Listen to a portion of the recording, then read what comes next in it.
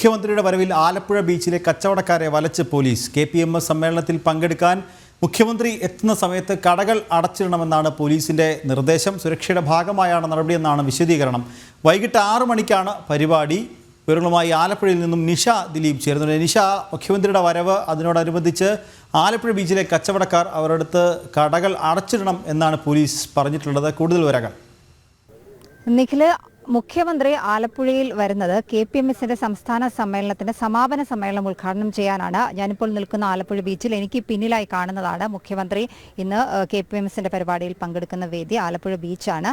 ഇതിനോട് ചേർന്ന് ആണ് ഈ KPMSന്റെ സംസ്ഥാന സമ്മേളനത്തിന്റെ സമാപനം നടക്കുന്നത്.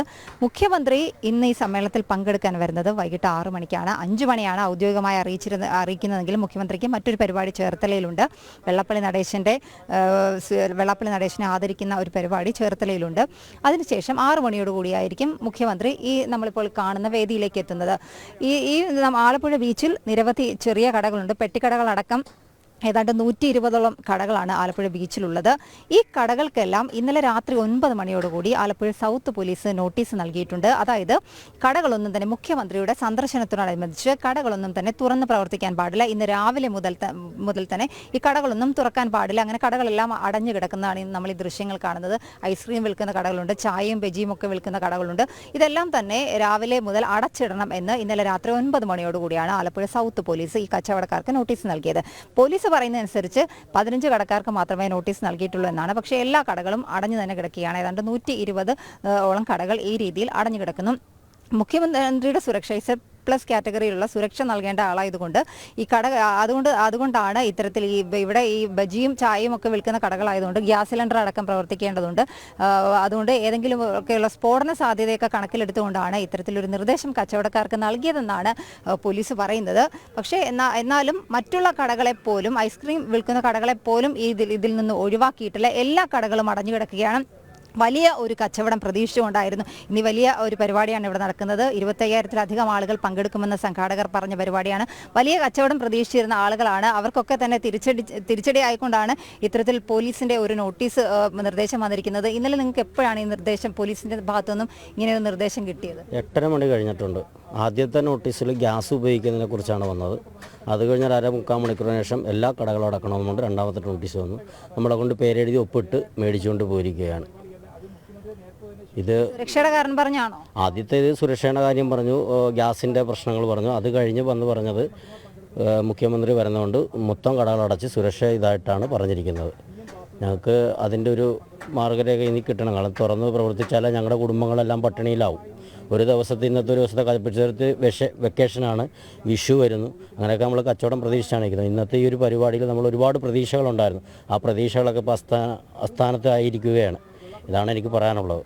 വലിയ കച്ചവടം പ്രതീക്ഷിച്ചിരുന്നതല്ലേ മാഡം? നല്ല രീതിയിലൊരു കച്ചവടം പ്രതീക്ഷ. നമ്മൾ കുടുംബമായിട്ടൊക്കെ വന്ന് ജീവിക്കുന്നവരാണ്. അപ്പം നമുക്കുള്ളൊരു പ്രതീക്ഷ എന്ന് പറഞ്ഞാൽ നമ്മളെ മുഖ്യമന്ത്രി വരുമ്പോൾ എന്തെങ്കിലും ഒരു 10 രൂപയുടെ കച്ചവടം നടക്കും എന്നുള്ളൊരു പ്രതീക്ഷയിലാണ് എല്ലാവരും, ഞങ്ങൾ ഉൾപ്പെടെയുള്ളവർ. അതുമാത്രം സാധനങ്ങൾ മുഖ്യമന്ത്രിക്ക് സുരക്ഷാ ഭീഷണി പറഞ്ഞാണ് ഈ കടകൾ ഇപ്പോൾ അടച്ചിടാൻ നിർദ്ദേശം എന്നാണെന്ന് പറയും പോലീസുകാർ പറയുന്നത്. അങ്ങനെയാണ് സത്യം പറയാം. പക്ഷെ നമ്മൾക്കറിയത്തില്ല, നമ്മളിവിടെ വന്ന് ഇപ്പം ആദ്യമായിട്ടൊന്നുമല്ല നമ്മൾ മുഖ്യമന്ത്രി ഇവിടെ വരുന്നത് തന്നെ. 1-2 പ്രാവശ്യങ്ങൾ ഇതിനെക്കാട്ടി മുമ്പ് വന്നിട്ടുണ്ട്. ഇതിനെക്കാട്ടിയൊക്കെ സുരക്ഷിതമായിട്ടുള്ള കാര്യങ്ങളൊക്കെ ചെയ്തിട്ടുള്ളത്. പക്ഷേ ഇതെന്ത് സംഭവിച്ചെന്ന് ഞങ്ങൾക്ക് പോലും അറിയാൻ പറ്റില്ല. പ്രതിഷേധം അറിയിച്ചിരുന്നു. ഞങ്ങളെല്ലാവരും 8:30 മണിക്ക് ഇടുന്ന ഒരു നോട്ടീസിനകത്ത് എന്ത് പ്രതിഷേധം പറയാനാണ്? ആരെടുത്തെന്ന് പറയാനാണ്? എല്ലാവരും കൈമലത്തി കാണിച്ചത് നമ്മൾ ആരെടുത്തെന്ന് പറയാനാണ്? ഞങ്ങളുടെ വശം ആരറിയാനാണ്? ഇത് ഒരു മുഖ്യമന്ത്രി വരുന്നതെന്ന് പറഞ്ഞാൽ ലോകം മുഴുവൻ ഇങ്ങനെ കീഴടക്കി വെക്കേണ്ട കാര്യമാണ്. എല്ലാവർക്കും സന്തോഷമായിട്ട് നിൽക്കണം, അവരുടെ കാര്യങ്ങൾ നടത്തണം എന്നുള്ള രീതിയിലാണ്. മുഖ്യമന്ത്രിക്ക് അങ്ങനെ ഒരു ഭീഷണി ആലപ്പുഴ ബീച്ച് സംബന്ധിച്ചത് ഒരിക്കലും ഉണ്ടാകത്തില്ല. അത് നമ്മൾ ഗ്യാരണ്ടിയാണ്. ഇവിടെ മേൽക്കട അറിയാതെ ഇങ്ങനെ പോലീസ് നടപടി സ്വീകരിക്കത്തില്ല. കാരണം ഇതുവരെക്കും പല മുഖ്യമന്ത്രിമാരൊക്കെ ഇവിടെ വന്നതാണ്. അങ്ങനെയുള്ള ഒരു സിറ്റുവേഷൻ ഇവിടെ ഇല്ല. ഇപ്പോൾ പെട്ടെന്ന് പോലീസ് വരുമ്പോൾ പോലീസിന് നിർദ്ദേശം കിട്ടിയതുകൊണ്ടാണല്ലോ പോലീസ് വരുന്നത്. അതൊന്ന് പുനഃപരിശോധിക്കണം. കാരണം 500ഓളം കുടുംബങ്ങളാണ് ഇവിടെ ഇന്നത്തെ ഈ ദിവസം. ഒരു ദിവസം നിങ്ങൾക്ക് എത്ര രൂപയുടെ കച്ചവടം ഇവിടെ നടക്കും? അങ്ങനെയല്ല, ഇവിടുത്തെ മഴ ഇന്നലെയൊക്കെ കഴിഞ്ഞ കുറേ ദിവസങ്ങളുടെ മഴയായിരുന്നു.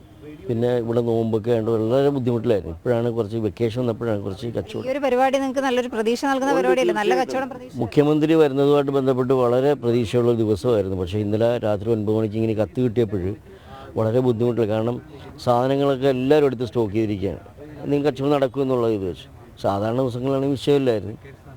സാധനം സ്റ്റോക്ക് ചെയ്തു.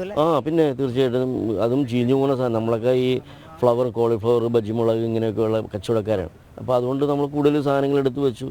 ഇപ്പോൾ കച്ചവടം നടക്കത്തില്ല എന്ന് കണ്ടപ്പോൾ നമുക്ക് മാനസികമായിട്ടൊരു ബുദ്ധിമുട്ട് വന്നു. അതൊന്ന് പുനഃപരിശോധിക്കണം. കാരണം അത്രത്തോളം ബുദ്ധിമുട്ടൂടെയാണ്. 500ഓളം കുടുംബങ്ങളാണ് ഈ ബീച്ച് കൊണ്ട് കഴിയുന്നത്. നിഖിൽ, 110ഓളം കടകളുണ്ട്. അതിലവർ പറഞ്ഞതനുസരിച്ച് 500ഓളം കുടുംബങ്ങൾ ഈ രീതിയിൽ കഴിയുന്നുണ്ട്. ഒരു കടകൾ അതിൻ്റെ ഓണറുണ്ട്, പിന്നെ തൊഴിലാളികൾ ഉണ്ടാകും. എന്തായാലും എല്ലാവരും തന്നെ വലിയ വിഷമത്തിലാണ്. വലിയ കച്ചവടം പ്രതീക്ഷിച്ചിരുന്ന ഒരു സമയത്താണ് ഇത്തരത്തിൽ വലിയ ഒരു തിരിച്ചടി നൽകിക്കൊണ്ട് ഇന്നലെ രാത്രി സൗത്ത് പോലീസ് ഇവർക്ക് നോട്ടീസ് നൽകിയിരുന്നത്. നമുക്കറിയാം, മുഖ്യമന്ത്രിയുമായി ബന്ധപ്പെട്ട വിവാദങ്ങൾ നിൽക്കുന്നുണ്ട്, മുഖ്യമന്ത്രിയുടെ മകളുമായി ബന്ധപ്പെട്ട വിവാദങ്ങൾ നിൽക്കുന്നുണ്ട്. അതുകൊണ്ട് തന്നെ ഏതെങ്കിലും തരത്തിലുള്ള ഒരു പ്രതിഷേധം ഉണ്ടാവാനുള്ള ഒരു സാധ്യതയൊക്കെ പോലീസ് കണക്കിലെടുക്കുന്നുണ്ട്. അതുകൊണ്ട് തന്നെയാണ് ഇത്തരത്തിൽ ഇന്ന് വലിയൊരു കച്ചവടം പ്രതീക്ഷിച്ചിരുന്ന പാവപ്പെട്ട ഇവിടുത്തെ കടക്കാർക്ക് തിരിച്ചടിയായി ഇന്നലെ പോലീസ് സുരക്ഷയുടെ പേര് പറഞ്ഞ് നോട്ടീസ് നൽകി കച്ചവടക്കാരെ കൊണ്ട് കട തുറപ്പിക്കാത്ത ഒരു സാഹചര്യം ഉണ്ടായിരിക്കുന്നത്. നിഖിൽ. ശരി നിഷ.